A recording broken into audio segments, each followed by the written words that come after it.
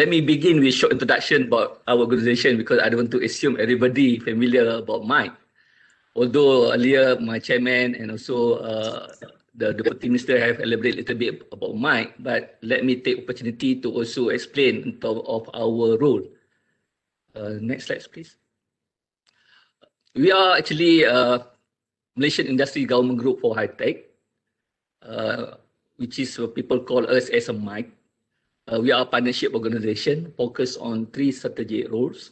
First, provide strategic advisory for government industry. Second, act as an intermediary and facilitate strategic intervention. And last or not least, provide platform and project management for our partner, collaborator and key stakeholder. So I want to go back to what been mentioned by Datuk Mary. We have the framework, we have the policy, we have the guideline, but the challenge back to the implementation. That's what we want to discuss for today. Next slide, please. Earlier, Datuk Mary have shared some definition captured and stated in our framework. But from my point of view, whatever we do in relation to smart city, we cannot run away from 3E, which is what we call economic, environment, and also equality, or in different terminology people look for social. And then definitely in relation to smart city, when we talk about economic, we talk about competitive city, we're talking about environmental, we mention about green and resilient city, and social, talking about inclusive society at the city and also in rural. This aligns with SDG number 11, sustainability and community.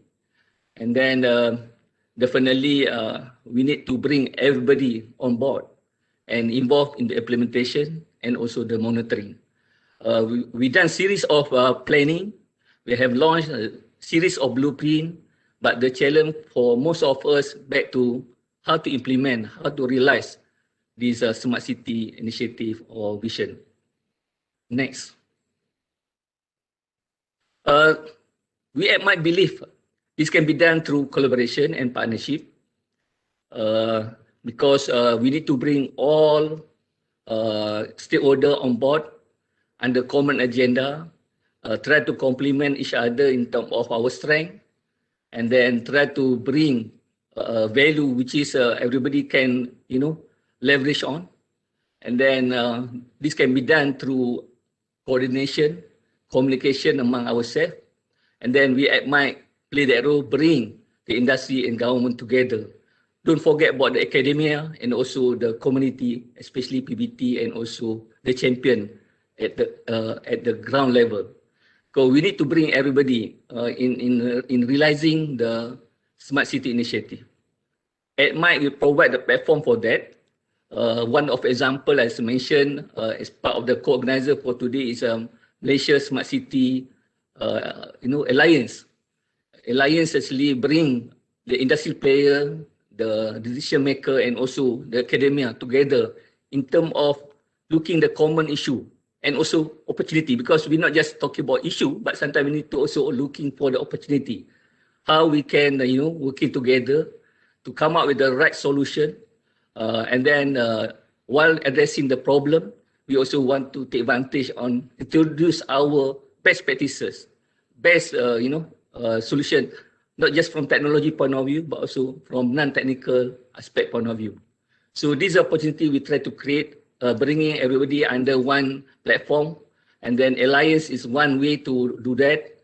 And then we want to thank KPKT, especially Dato' Mary, who always open the door for us to bring many partners under Alliance to contribute in our work.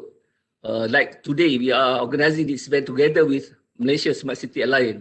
They have provided a lot of input in terms of planning. They're also part of our role player for today and tomorrow.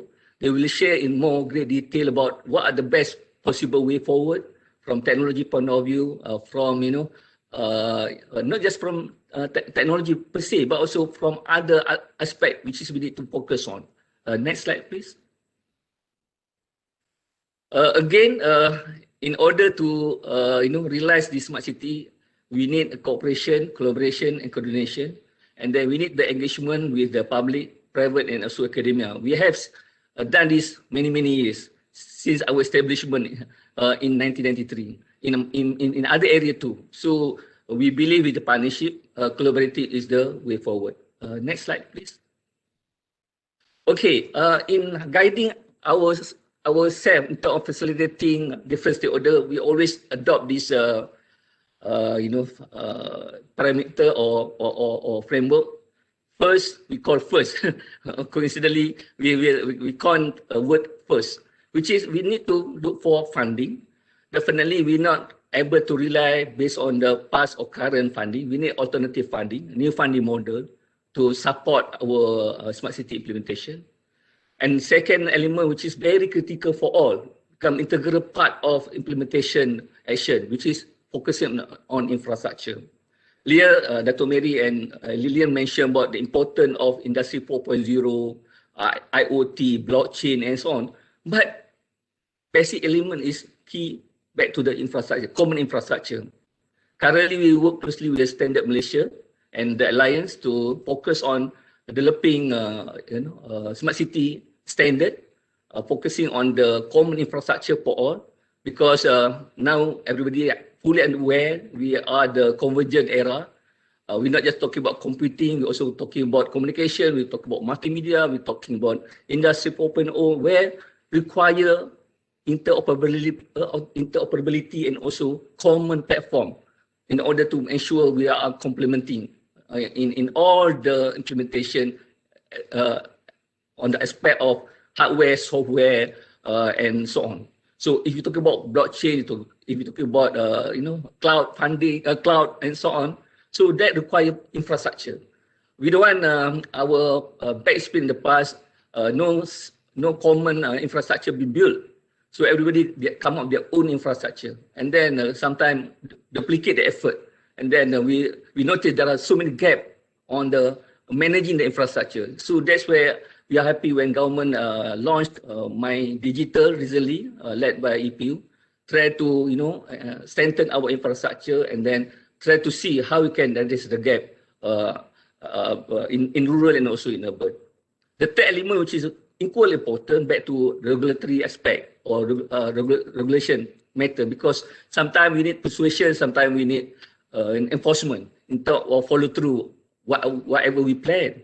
That's also we need to review and assess whether our current regulation accommodating new financial model, for example, or our regulation facilitating new venture or not. So this are new element which is also equally important.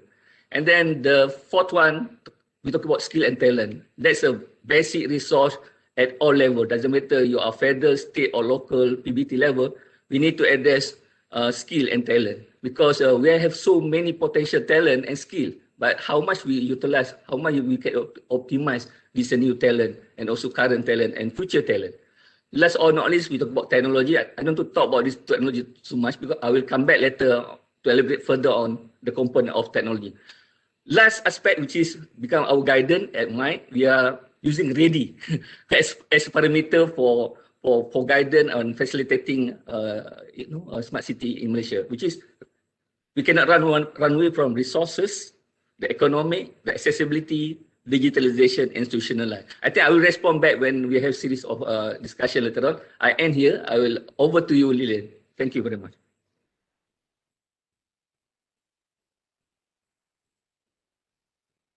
We cannot hear you, Lillian. Yes, thank you, Dr. Raslan.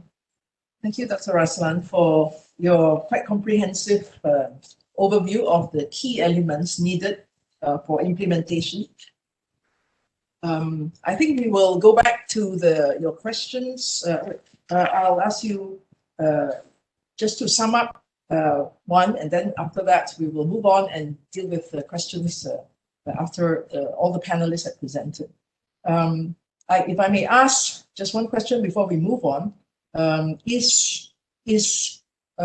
what would be the main point that you think would be the most critical to accelerate the development and implementation of smart city from the national to local level? I think all the frameworks, all the policies is in place at the national level, but if you had to just identify one key factor that needs to trigger off, that local level that will just bring it to the whole country, what would that be? My answer to that is funding. Okay. We said no money, no action.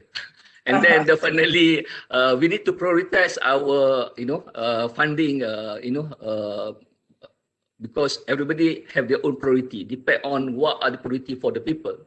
But again, we cannot rely on the conventional funding mechanism. We need alternative funding for this smart city realization. People looking for what are the best financial model we can adopt and adapt. Shall we rely on public-private partnership or PFI as a key driver for funding for smart city? Whether we should empower the industry to lead and then look for the funding availability and working closely with the public sector or the PBT in terms of realization of some key area of interest addressing urban and rural issue. I think my answer that, which is money or funding is critical at this juncture, because everybody now have very challenging time in terms of prioritize their focus and their motivation. Without that funding, it's quite difficult for everybody to move forward. That's my response to you, Lillian. Over to you.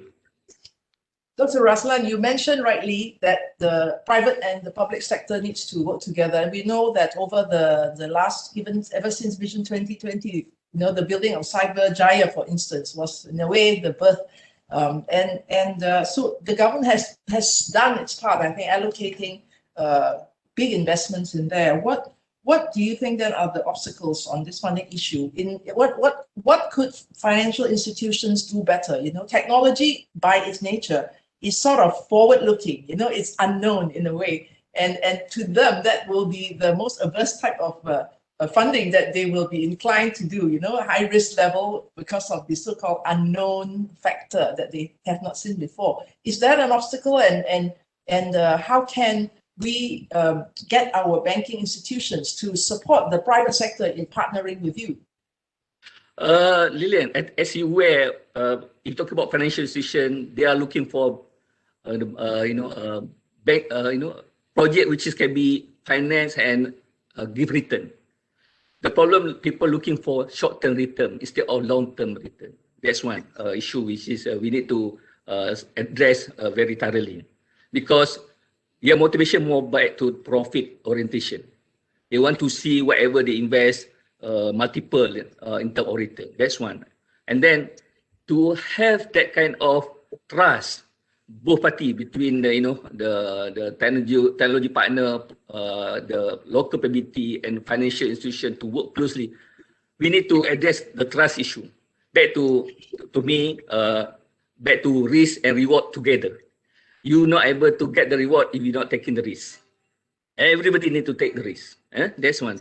Which is, I have one formula, what we call 3W: win for public, win for private, win for the finance or the people. That's 3W. And 2R, risk and reward sharing.